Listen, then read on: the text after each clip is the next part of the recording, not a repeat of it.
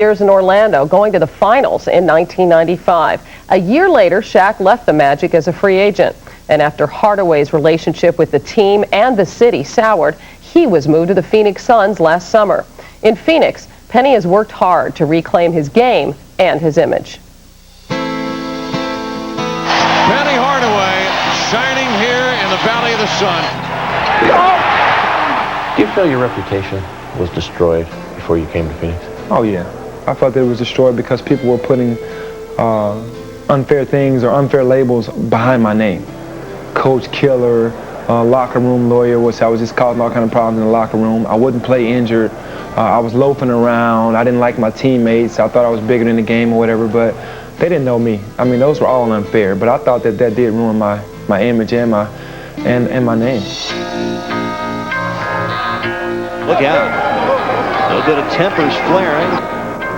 There was an important incident that happened in the preseason when you got into a fight with Rex Walters. Was that a statement that you made? Well, you know, it's funny that you said that because my entire career I've been mostly passive as far as, you know, in games. I'm not the violent type. I'm not going to walk up to somebody and throw an elbow in their face or fight them or whatever, but it just got to a point to where people started to really believe the media as far as Penny Hardaway's soft, and I'm here to tell anybody that I'm not.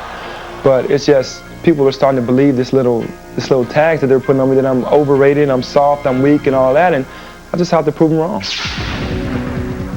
You and Shaq had a difficult relationship when you guys were together. How is it now?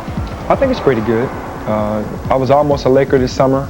Shaq and I spoke over the summer, and he was pretty excited at one while to have me even thinking about coming to the Lakers and reuniting with him, and it didn't work, but I seem to think that we're still pretty good friends. Time to give it to Shaq. Now he bounces it low to Shaquille. Nice pass to Penny. Penny ducks it in.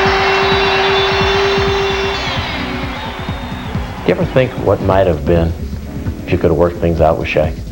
Definitely. I think that we'd have a couple of rings by now. You know, I really didn't understand the importance of our relationship because, you know, I took him for granted.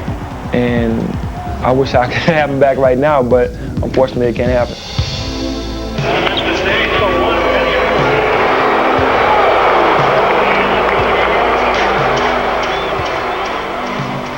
Do you wish things would have worked out and that you would have stayed in Orlando? Yeah, I do.